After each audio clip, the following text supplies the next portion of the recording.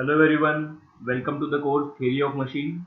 Myself Ashish Umarkar, and this is lecture number 25, and we are here now learning topic number 5.4, that is Introduction to Clutches and important part of Unit 5, Brakes and Clutch. The vision for Mechanical Engineering Department NIT Polytechnic is emerge as a premier department to produce finely skilled mechanical technologists. And for achieving this vision, the mission statements are M1 to inculcate excellent mechanical engineering knowledge and skills to increase employability and sustainability. M2 to provide quality education based on recent industrial requirements in the field of mechanical engineering. M3 to undertake skill enhancement training programs for students. M4 to impart social and professional ethics. In previous video lecture, we have solved a numerical on simple band brake. Hope all of you understand. If you have any doubts, so please go through the previous video lecture and understand it properly. In this video lecture, after completion of this video lecture, the learner will be able to explain construction and working of different clutches that is used in two-wheelers, four-wheelers, trucks, and their concept of working. Here the program outcomes and program specific outcomes which we are mapping through this video lecture are noted down, that is PO1, PO2, PO3, PO4, 5, 7 and PSO1 and 2. सबसे पहले देखते हैं clutch क्या होता है।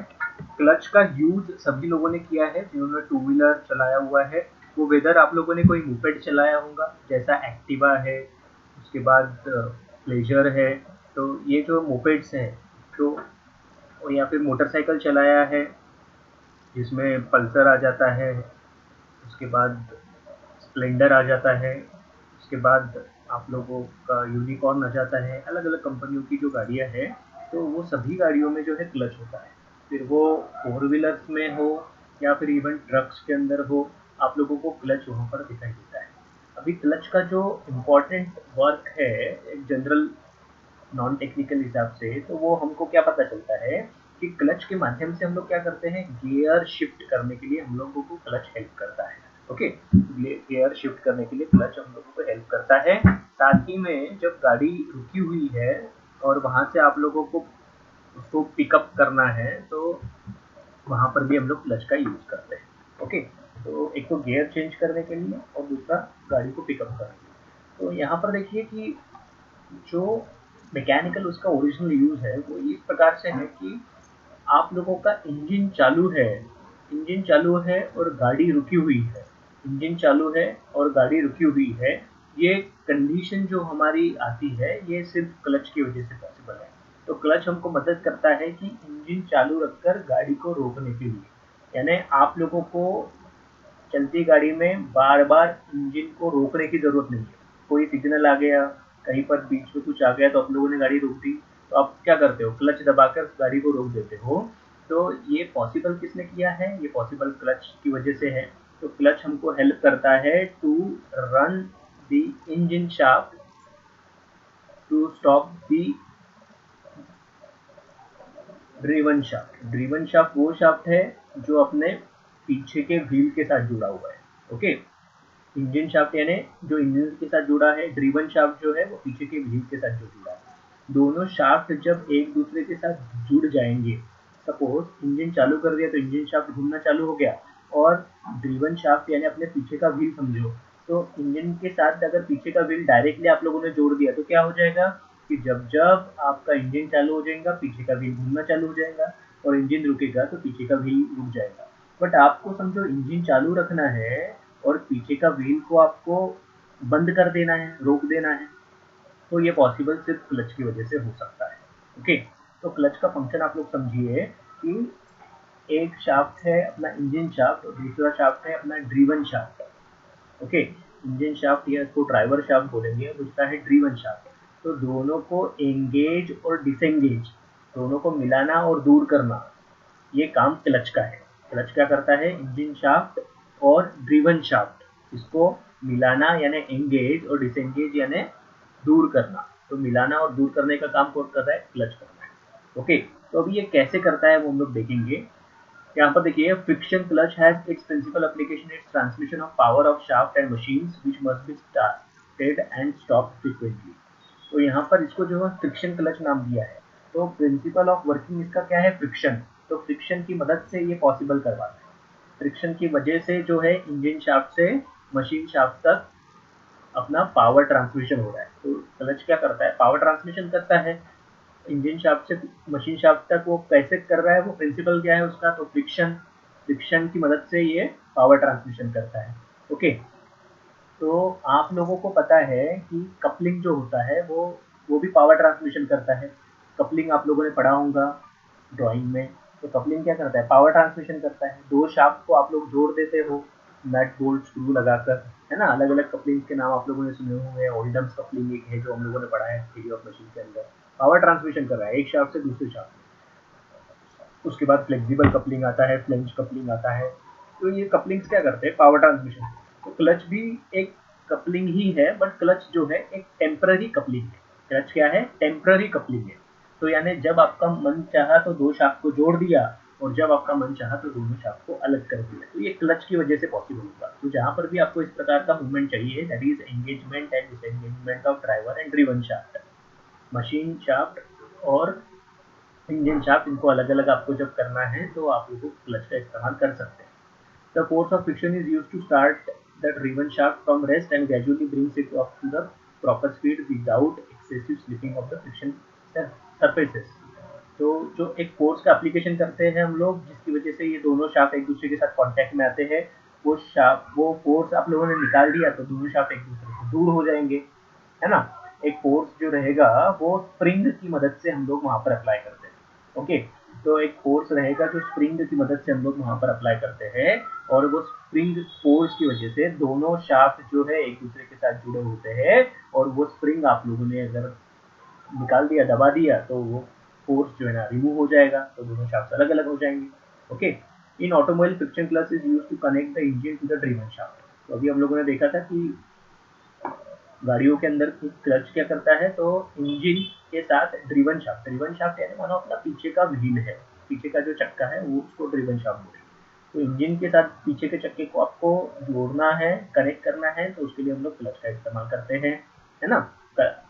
Connect भी करता है और डिस्कनेक्ट भी करता है, दोनों काम करता है। ओके, और एक क्वेश्चन आपको पूछा जा सकता है कि भैया क्लच होता कहाँ पर है, क्लच कहाँ पर होता है, तो आपको उसका जवाब देना है कि ये गियर बॉक्स और इंजन के बीच में होता है। गियर बॉक्स और इंजन के बीच में होता है क्लच। तो ये इसका लोकेशन है, बहुत ही यानी एक जनरल ऑब्जर्वेशन वाला चीज है कि क्लच का कहाँ पर होता है, तो it is between engine and gear box. Okay, so see there are various types of clutches. तो उसमें से सबसे पहला जो है आप लोग देख रहे हो कि एक सिंगल प्लेट क्लच हम लोग देखेंगे, जो कि एक सिंपल सा क्लच है। तो ये क्लच जो है एक डिवाइस है use to engage and disengage driver and driven shaft. Driver और ड्रिवन शाफ्ट को एंगेज और डिसएंगेज करने के लिए क्लच का इस्तेमाल किया जाता है। ये इसका डेफिनेशन भी बनता है, ये इसका फंक्शन भी बनता है। इसका काम क्या है, तो हम लोग बोलेंगे to engage and disengage driver and driven shaft. Clutch क्या है, तो it is a device use to engage and disengage driver and driven shaft. तो इस प्रकार से आपको ध्यान में रखना है क्लच। तो यहाँ पर सिंपली देखिए एक एनिमेशन दिखाया गया है जहाँ पर बहुत सारी चीजें कवर हो गई है। ये जो है अपना ड्रिवन शाफ्ट है जो कि अपने पीछे के व्हील की तरफ जाने वाला है, और ये इंजन शाफ्ट है जो इंजन के साथ जुड़ा है। तो ये घूमेगा, तो ये इसके ऊपर फ्लाई व्हील लगा हुआ है, वो भी घूमेगा साथ में। फिर ये ग्रीन कलर का जो दिख रहा है ये है pressure plate, this is a pressure plate, ये प्रेशर।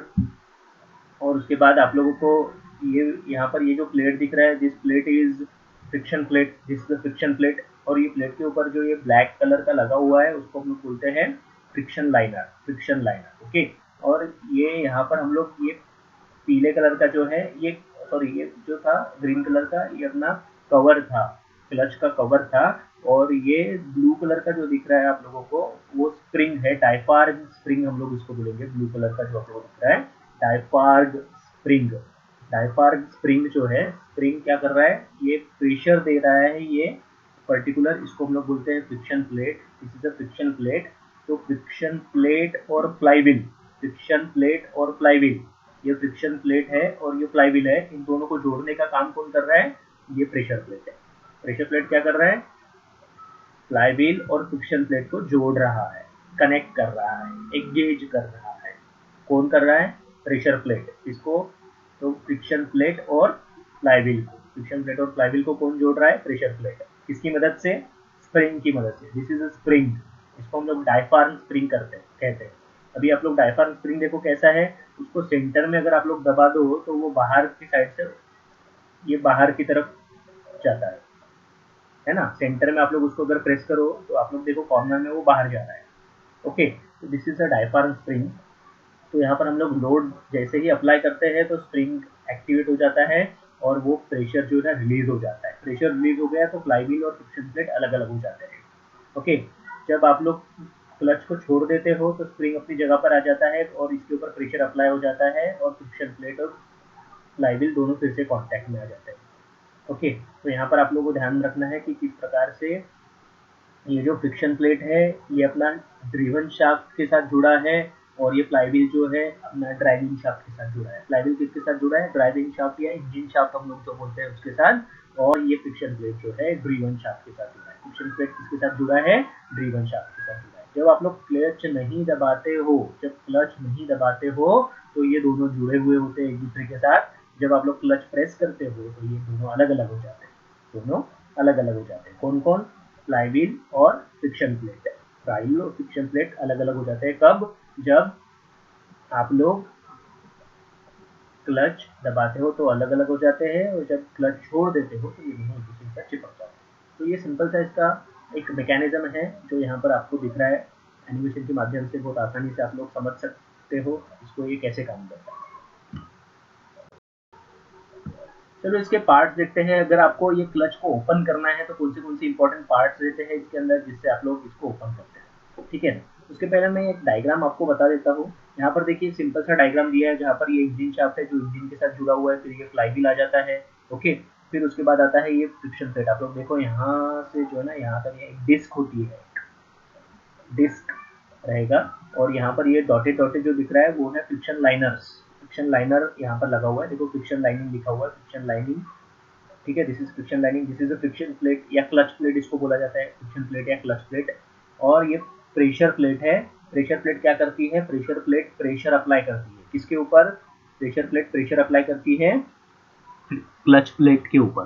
क्लच प्लेट के ऊपर, जिसकी वजह से ये फ्लाईव्हील के साथ जुड़ जाता है। प्रेशर प्लेट क्या कर रहा है? क्लच प्लेट के ऊपर प्रेशर अप्लाई कर रहा है जिसकी वजह से ये फ्लाईव्हील के साथ जुड़ जाए। ओके, यहाँ पर ये हब नजर आ रहा है आपको। हब यानी क्या होता है? हॉलो होता है। तो ये जो फ्रिक्शन प्लेट है इसका शाफ्ट जो है ये हब के अंदर से निकला हुआ है। हब जो है ये शाफ्ट के साथ जुड़ा नहीं है। हब जो है शाफ्ट के साथ जुड़ा नहीं, ये हॉलो है हब, और उसके अंदर से ये शाफ्ट निकला हुआ है। इसको हम लोग बोलेंगे ड्राइविंग शाफ्ट या क्लच शाफ्ट। क्लच का शाफ्ट है या फिर ड्राइविंग शाफ्ट जो पीछे के व्हील के साथ जुड़ने वाला है। तो जब भी आप लोग यहाँ पर प्रेशर अप्लाई करोगे तो ये क्या हो जाएगा? ये हब जो है पूरा का पूरा पीछे सरकेगा, है ना। जब आप लोगों ने ये पैडल दबा दिया क्लच का तो ये हब जो है पीछे सरक जाता है, राइट साइड में यहाँ पर सरकेगा।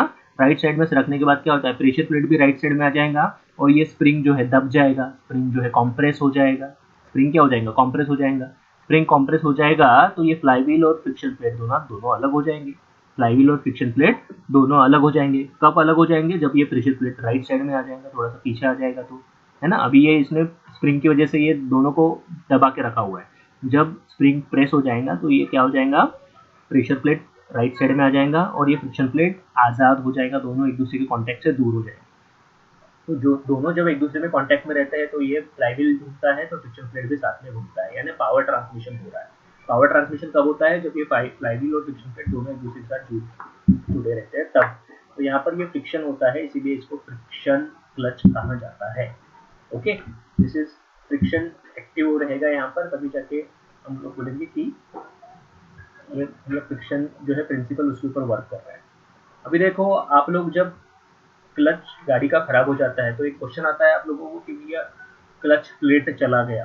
क्लच प्लेट चला गया यानी क्या हो जाता है कि आप लोगों का ये क्लच प्लेट जो है, ये जो फ्रिक्शन लाइनिंग है फ्रिक्शन लाइनिंग का काम होता है फ्रिक्शन बनाना, फ्रिक्शन लाइनिंग का काम क्या होता है, फ्रिक्शन बनाना। बट आप लोगों का ये फ्रिक्शन लाइनिंग जो है ना फ्रिक्शन नहीं बना पा रहा है, स्मूथ हो गया है, चिकना हो गया, घिस घिस के वो चिकना हो गया है। तो हम लोग बोलेंगे कि अपना क्लच प्लेट जो है वो चला गया है, क्लच प्लेट जो है वो घिस गया है। तो आपको ये क्लच प्लेट चेंज करना पड़ता है। ओके, तो मैकेनिक बोलेंगे आपको कि भैया आपका क्लच प्लेट चला गया है गाड़ी का, आपको क्लच प्लेट चेंज करना पड़ेगा। तो वो एडवाइस करेगा, तो आप लोग क्लच प्लेट चेंज करवा लेते। दूसरा एक क्या हो सकता है कि भैया ये स्प्रिंग टूट गया, स्प्रिंग टूट गया। जब हम लोग प्रेस करते हैं तो स्प्रिंग कॉम्प्रेस हो जाता है, कॉम्प्रेस हो जाता है, पर वो स्प्रिंग टूट गया तो वो कॉम्प्रेस नहीं हो पा रहा है, तो जिसकी वजह से ये प्रेशर ही नहीं बन पाएगा, है ना। तो ये भी एक कंडीशन हो सकती है। तो ये दो कंडीशन में अपना जो है क्लच जो है फेल होता है। एक तो यहाँ पर चिकना हो गया तो उसको हम लोग बोलेंगे यूनिफॉर्म वियर, यूनिफॉर्म वियर से वो फेलियर हो गया। और अगर ये स्प्रिंग टूट गया तो वो हम लोग बोलेंगे भैया यूनिफॉर्म प्रेशर से वो फेल हो गया, है ना। दो कंडीशन होती है, तो ये दोनों कंडीशन के अंदर क्लच को डिजाइन किया जाता है। पहला कौन सा बताया मैंने, जब ये क्लच प्लेट घिसकर चिकना हो जाएगा, एकदम स्मूथ हो जाएगा, स्लिप होने लग जाएगा वो, तो उसको हम लोग बोलेंगे यूनिफॉर्म वियर में फेल हो गया। और स्प्रिंग जो है टूट गया है मानो, तो ये जो है यूनिफॉर्म प्रेशर में फेल हो गया, है ना। तो इस प्रकार से ये अपना क्लच का पूरा असेंबली है, और इसमें अलग अलग पार्ट्स है। अभी देखिए इसमें क्लच पैडल है, ये क्लच पैडल वो चीज़ है जहाँ पर जो यानी जिसको हमको प्रेस करना है। क्लच पैडल रहेगा टू व्हीलर, फोर व्हीलर में, टू व्हीलर में क्या रहेगा, लीवर रहेगा, टू व्हीलर में रहेगा लीवर। ओके, फिर क्लच शाफ्ट आ जाता है। क्लच शाफ्ट यानी अपना ड्रिवन शाफ्ट, जिसको अपना को पीछे के व्हील के साथ जोड़ना है, ड्रिवन शाफ्ट आ जाएंगे। फिर प्रेशर प्लेट आ जाएंगी, ये प्रेशर प्लेट रहेगी। प्रेशर प्लेट का काम क्या होता है कि इन दोनों के ऊपर प्रेशर लेकर आए वो, क्लच प्लेट और फ्लाईव्हील को एक दूसरे के साथ जोड़े। क्लच प्लेट के ऊपर लाइनर लगे हुए हैं। क्लच प्लेट का क्या होता है, क्लच शाफ्ट के साथ जुड़ी हुई होती है ये, है ना। लाइनर लगा हुआ है। फ्रिक्शन लाइनर का काम होता है, ये क्लच प्लेट के ऊपर दिखेगा आपको कॉर्नर में। और इसका काम क्या होता है, फ्रिक्शन बनाना, है ना। जितना ज़्यादा फ्रिक्शन बनेगा उतना अच्छा रहेगा, उतना अच्छा पावर ट्रांसमिशन होगा। जितना कम फ्रिक्शन बनेगा उतना स्लीप होगा, है ना। फिर क्लच स्प्रिंग का काम क्या होता है, फोर्स अप्लाई करना, प्रेशर प्लेट के ऊपर फोर्स अप्लाई करना। स्प्रिंग का काम क्या है, प्रेशर प्लेट के ऊपर फोर्स अप्लाई करना। फ्लाईव्हील जो है इंजन शाफ्ट के साथ जुड़ा हुआ है, ये पूरा असेंबली फ्लाईव्हील के ऊपर जो है हम लोगों को नट बोल्ट से जोड़ी हुई है हम लोगों ने। फ्लाईव्हील जो है थोड़ा बड़ा साइज का रहेगा, डिस्क है ये भी एक, और नट बोल्ट के साथ जोड़ी गई है। और इंजन शाफ्ट जो है वो इंजन से आया हुआ है, जिसके ऊपर ये फ्लाईव्हील वगैरह लगा हुआ है। तो आप लोग जब भी इसको ओपन करते हो तो आपको ये प्रेशर प्लेट के ऊपर के ये नट बोल्ट ओपन करने पड़ेंगे। सबसे पहले प्रेशर प्लेट के ऊपर के नट बोल्ट आप लोग ओपन करोगे तो ये स्प्रिंग जो है ना जंप आउट करता है। तो स्प्रिंग को आप लोगों को ध्यान से ओपन करना है, क्योंकि ये प्रेशर अप्लाई करके यहाँ पर लगाया जाता है। और जब भी आप लोग इसको ओपन करते हो तो एकदम से स्प्रिंग इफेक्ट आता है, तो ये यहाँ पे नट बोल्ट जो है ना बाहर उड़ जाए। तो इसको आराम से आपको ओपन करना है। ओके, आराम से। ये कवर रहेगा, सबसे पहले तो कवर ओपन करोगे, फिर आप लोगों को ये स्प्रिंग धीरे से निकालना है। कोई भी इंजन ओपन, कोई भी पार्ट ओपन करते वक्त आपको ध्यान में रखना है, हर एक पार्ट को संभाल के रखना है। छोटे से छोटा नट बोल्ट शुरू रहेगा तो उसको आपको संभाल के रखना है, अगर वो इधर उधर चला गया तो आपको प्रॉब्लम आ सकता है ना। ओके, फिर आगे बढ़ते हैं हम लोग। देखिए ये इस प्रकार से आपको दिखेगा। ये जनरली जो अपना छोटी कारें होती है उसमें आपको दिखेगा। ये इसको सिंगल प्लेट क्लच बोलते हैं, जिसमें एक ही क्लच प्लेट होता है। तो ये क्लच प्लेट इस प्रकार से दिखाई देगा आपको, है ना। और ये यहाँ पर सबसे ऊपर जो है प्रेशर प्लेट लगा हुआ है, तो प्रेशर प्लेट आपको ओपन करना पड़ेगा। यहाँ पे जो इसके बोल्ट्स है वो ओपन करने पड़ेंगे। ये बोल्ट्स आप लोग ओपन कर दो तो ये प्रेशर प्लेट निकल कर आ जाएगा। और ये जो दिख रहा है आपको, ये this is a diaphragm spring, this is a diaphragm spring, ये एक डायफ्राम स्प्रिंग है। और ये जो रहेगा ये प्लाईवुड रहेगा, पीछे जो दिख रहा है वो प्लाईवुड है। तो इस प्रकार से ये जो इसके कंपोनेंट है मेन, वो यहाँ पर दिखेगा। और यहाँ पर देखिए स्प्रिंग लगे हुए हैं, तो ये स्प्रिंग जो है ये शॉक्स एब्सॉर्ब करने के लिए लगे हुए होते हैं। शॉक एकदम से जब ये दोनों कांटेक्ट में आ जाते हैं, ये घूम रहा है और ये रुका हुआ है, दोनों एकदम से कांटेक्ट में जब आएंगे तो एकदम से शॉक इसके ऊपर आता है, फिर क्लच प्लेट के ऊपर, तो ये स्प्रिंग जो है एब्सॉर्ब कर लेता है। ओके, तो this is a clutch assembly. ये सिंगल प्लेट क्लच है, जो कि अपने को जनरली छोटी कारों के अंदर देखने को मिलेगा। ओके, ये सिंपल सा होता है, जो जितने भी क्लच के टाइप से उसमें ये सिंपल होता है, सिंपल इन डिज़ाइन होता है, सस्ता होता है। ओके, तो मेंटेनेंस के लिए आसान है ये, है ना। अब ये क्लच और दो एक कैटेगरीज बोलेंगे हम लोग। एक तो ड्राई क्लच होता है, एक वेट क्लच होता है। ड्राई क्लच क्या होता है? ड्राई क्लच जो है, जिसमें हम लोग ड्राई वर्ड यूज हुआ है तो उसका मतलब है क्या? सूखा। तो कैसे सूखा है?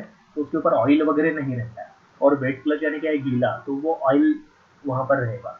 तो ऑयल में डूबा हुआ रहता है या फिर ऑयल रहता है, तो उसकी वजह से क्या होता है कि जो फ्रिक्शन की वजह से गर्मी वहाँ पर आ रही, हीट वहाँ पर जनरेट होती है, फ्रिक्शन की वजह से हीट जनरेट होती है।